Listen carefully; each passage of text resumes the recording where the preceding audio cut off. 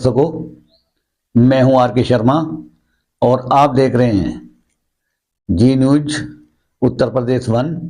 आज के मुख्य समाचार। प्रधानमंत्री नरेंद्र मोदी एक ऐसी शख्सियत जिन्होंने अपने जीवन में रेलवे स्टेशन पर चाय बेचने और योगी बनकर सांसारिक जीवन का त्याग करने से लेकर दुनिया के सबसे बड़े लोकतंत्र के नायक बनने तक का सफर तय किया।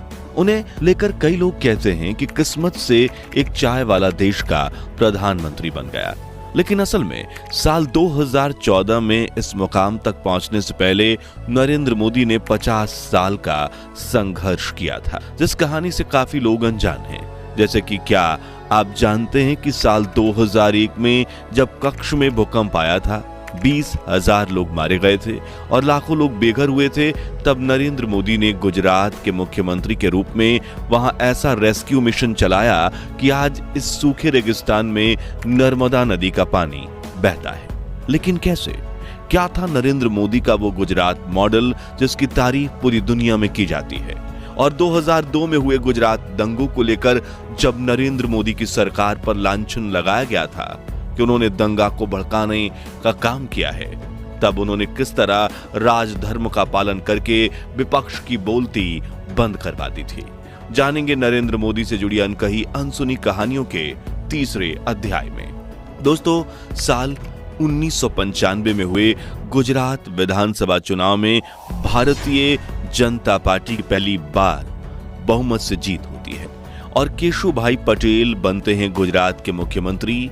इस चुनाव में भी नरेंद्र मोदी के काम की काफी सराहना होती है और उन्हें कहा जाता है कि अब आपकी जरूरत दिल्ली में है। 20 नवंबर 1995 गुजरात छोड़कर नरेंद्र मोदी दिल्ली आ जाते हैं, जहां उन्हें भारतीय जनता पार्टी के राष्ट्रीय सचिव के रूप में नियुक्त किया जाता है।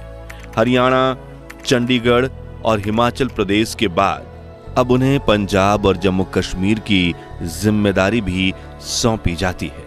अब राज्य भले ही नए थे, लेकिन नरेंद्र मोदी की सियासी सूझबूझ से इन राज्यों में भाजपा का कद बढ़ता चला गया। दूसरी तरफ 16 मई 1996 के दिन अटल बिहारी वाजपेयी को पहली बार बीजेपी से देश का प्रधानमंत्री बनने का मौका मिला। हालांकि सिर्फ 16 दिन में अटल जी की सरकार गिरा दी गई, लेकिन यह भाजपा के लिए पहली सबसे बड़ी जीत थी। मुझे प्रधानमंत्री नियुक्त किया है और कल मेरा मंत्रिमंडल शपथ लेगा। राष्ट्रपति भवन से निकलने के बाद अटल बिहारी वाजपेयी पार्टी दफ्तर पहुंचे तो सभी कार्यकर्ताओं ने फूल मालाओं के साथ उनका स्वागत किया। लेकिन अटल जी की आंखें सिर्फ एक शख्स को ढूंढ रही थी, जिसकी खुशी का कोई ठिकाना ही नहीं था। वो शख्स दौड़ते हुए अटल जी के पास आया और पूरे दिल से उन्हें गले लगा लिया।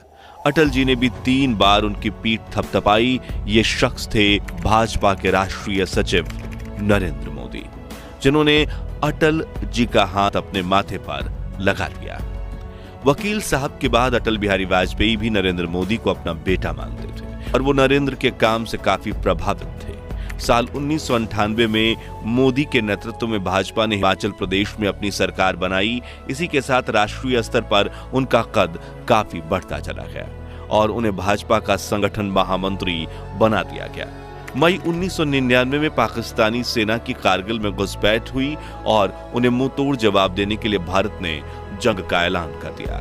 हम शांति चाहते हैं, ये तो दुनिया ने देखा। अब दुनिया ये देखेगी कि हम शांति की रक्षा के लिए और अपनी शक्ति का भी प्रदर्शन कर सकते हैं। लड़ाई के परिणाम के बारे में भी मेरे मन में कोई संदेह नहीं है। हमारी विजय निश्चित है और हम विजयी होकर दिखाएंगे। उस दौरान भारतीय सेना का मनोबल बढ़ाने के लिए नरेंद्र मोदी खुद कारगिल गए। उन्हें घायल जवानों से मुलाकात करने की जिम्मेदारी मिली और जवानों की सलामती के लिए वो प्रार्थना करने के लिए अमरनाथ गुफा में दर्शन करने भी पहुंचे। ऐसे ऐतिहासिक जंग में भारतीय सेना ने पाकिस्तानी घुसपैठियों को मार भगाया और केंद्र में अटल जी के नेतृत्व में भाजपा ने तीसरी बार अपनी सरकार बनाई।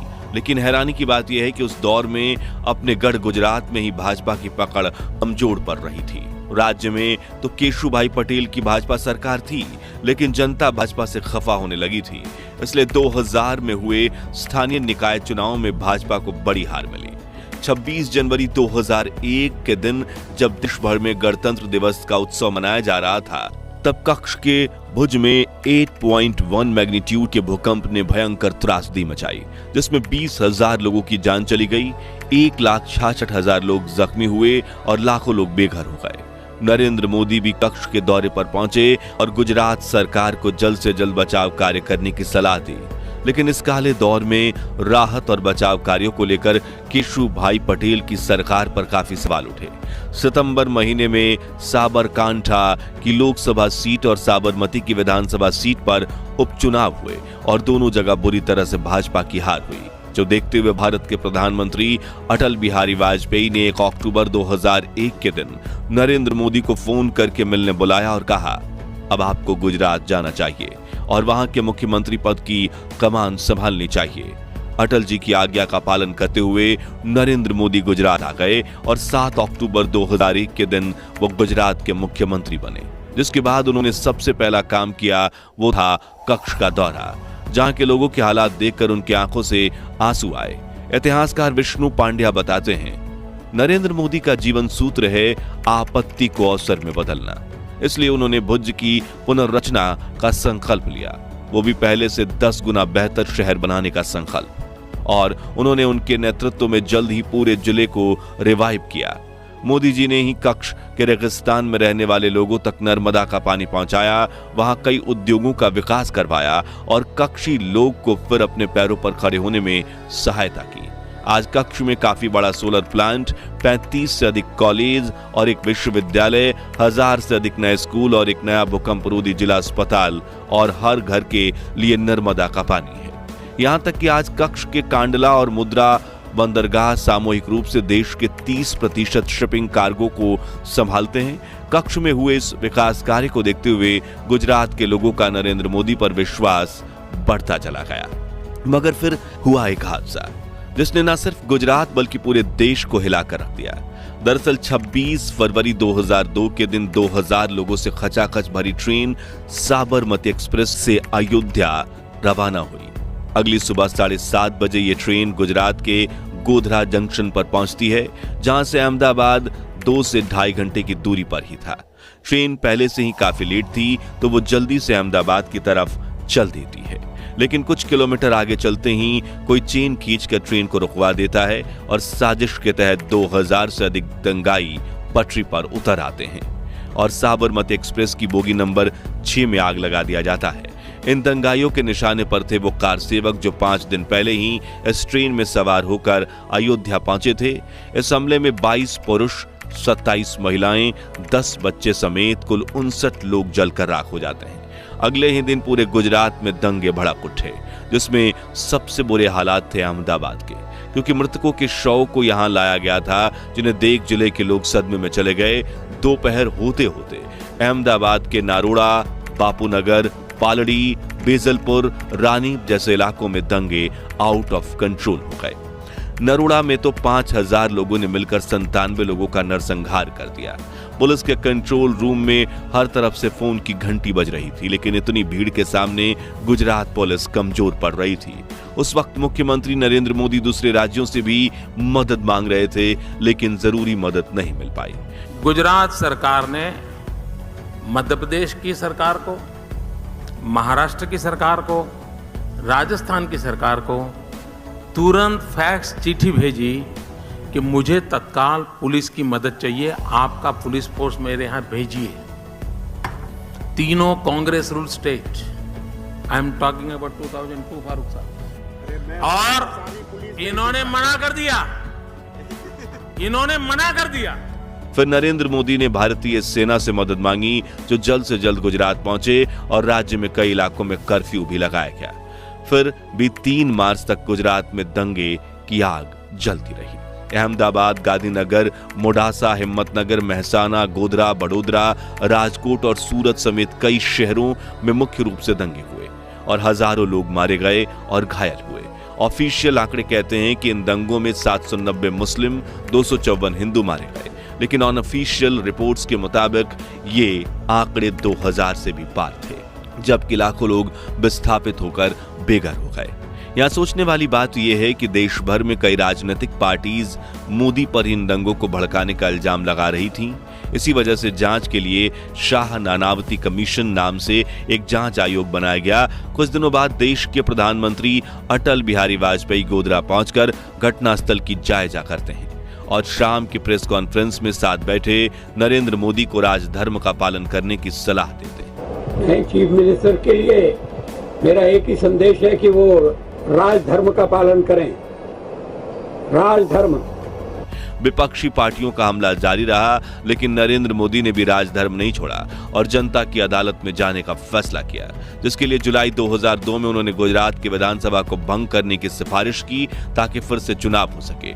1992 की एकता यात्रा के 10 साल बाद नरेंद्र मोदी एक बार फिर रथ पर सवार हुए और इस यात्रा का नाम था गुजरात गौरव यात्रा। एक बार फिर विधानसभा चुनाव हुए और भाजपा को गुजरात की 182 सीटों में से 127 सीटों पर भारी जीत मिली और भारी बहुमत के साथ चुनाव जीतकर नरेंद्र मोदी एक बार फिर बने गुजरात के मुख्यमंत्री और अगले 10 सालों तक उन्होंने गुजरात के चौतरफा विकास में अपनी पूरी जान झोंक दी। इंडस्ट्रियलाइजेशन से लेकर एम्प्लॉयमेंट जनरेट करने तक मोदी को गुजरात मॉडल इतना सफल रहा कि देश विदेश में इसकी तारीफ हुई। पहले शौचालय, फिर शिक्षा, उसके बाद देवालय और राज्य के हर घर में 24 घंटे बिजली पहुंचाने वाली ज्योति ग्राम योजना। इस इलेक्ट्रिसिटी मॉडल को बाकी राज्यों ने भी अपनाया और आज भारत के अधिकतम हिस्सों में दूर दराज गांव में भी बिजली पहुंच चुकी है। उस दौर में उन्होंने गुजरात में एशिया का सबसे बड़ा पार्क, दुनिया का सबसे लंबा कैनाल नेटवर्क और भारत का पहला रिवर फ्रंट बनवाया। सरकारी ऑफिस के कामकाज में सुधार, प्राइवेट हॉस्पिटल्स से भी कई गुना ज्यादा एडवांस, अहमदाबाद सिविल हॉस्पिटल और कच्छ के रेगिस्तान तक नर्मदा का पानी पहुंचाना। गुजरात इतनी तेजी से डेवलप हो रहा था कि देश के सभी राज्यों की सरकारों की आंखें खुली की खुली रह गई थी। लेकिन तभी आती एक और मुश्किल, जब मनमोहन सिंह की यूपीए सरकार ने गुजरात में सरदार सरोवर बांध की ऊंचाई बढ़ाने के प्रोजेक्ट में अड़चन लगा दी, जो देखते हुए नरेंद्र मोदी खुद केंद्र सरकार के सामने धरने पर बैठ गए और उनकी भूख हड़ताल को सद्भावना उपवास के नाम से जाना जाता है। यह उपवास करीब 52 घंटे तक चला और गुजरात की मांग पूरी हुई। विशेषज्ञ बताते हैं कि नरेंद्र मोदी आज तक ऐसे इकलौते मुख्यमंत्री हैं जो अपने राज्य के लिए उपवास पर बैठे हों। साल 2007 में हुए गुजरात विधानसभा चुनाव में भी नरेंद्र मोदी को भारी बहुमत के साथ जीत मिली। अब उनके लिए केंद्र के लिए रास्ता साफ हो गया था, लेकिन इसमें सबसे बड़ी अड़चन थी गुजरात दंगों में उनके ऊपर लगे आरोप, जिसके लिए नानावती कमीशन ने 45,000 शपथ पत्र और 1000 गवाहों के स्टेटमेंट्स के साथ 1500 पन्नों की अपनी फाइल रिपोर्ट कोर्ट में सबमिट की, जिसमें नरेंद्र मोदी और गुजरात गवर्नमेंट को क्लीन चिट दे दी गई। साथ ही उन्होंने देश और दुनिया में मोदी के खिलाफ फैलाए गए हर तरह के प्रोपेगेंडा को खारिज कर दिया। दूसरी तरफ राज्य सरकार ने दंगों की जांच के लिए एसआईटी यानी स्पेशल इन्वेस्टिगेशन टीम का गठन किया, जिनकी रिपोर्ट में भी गुजरात दंगों में नरेंद्र मोदी को बेकसूर पाया गया और साल 2012 में नरेंद्र मोदी को क्लीन चिट दे दी गई। उसी साल गुजरात में हुए चुनाव और नरेंद्र मोदी की जीत ने हैट्रिक लगा दी। उस समय था राज्य से निकलकर केंद्र की तरफ बढ़ने का। लेकिन कैसे केंद्र में बैठे दिग्गज नेताओं के सामने मुख्यमंत्री ने लोकसभा चुनाव लड़ा और बने दुनिया के सबसे बड़े लोकतंत्र के नायक, और प्रधानमंत्री बनने के बाद नरेंद्र मोदी ने ऐसा तो क्या किया कि पहले 2014, फिर 2019 और अब 2024 में भी चुनाव जीतकर उन्होंने प्रधानमंत्री बनने की हैट्रिक लगा दी। जानेंगे इस दिलचस्प कहानी के अगले अध्याय में, जिसकी नोटिफिकेशन सबसे पहले पाने के लिए चैनल को सब्सक्राइब करके पास वाली घंटी जरूर बजा दीजिए। प्रधानमंत्री नरेंद्र मोदी के जीवन के संघर्ष, देश के प्रति समर्पण और उनके महान व्यक्तित्व पर अगर आपको भी गर्व है तो प्लीज कमेंट बॉक्स में उनकी तारीफ में 2 बोल जरूर लिखिए। ये वीडियो अच्छा लगा हो तो इसे लाइक और शेयर करके 11,111 लाइक्स के लक्ष्य को हासिल करने में हमारी मदद कीजिए और इस सीरीज के पहले पार्ट को आप यहां क्लिक करके देख सकते हैं। मिलते हैं अगले वीडियो में। जय हिंद, जय भारत।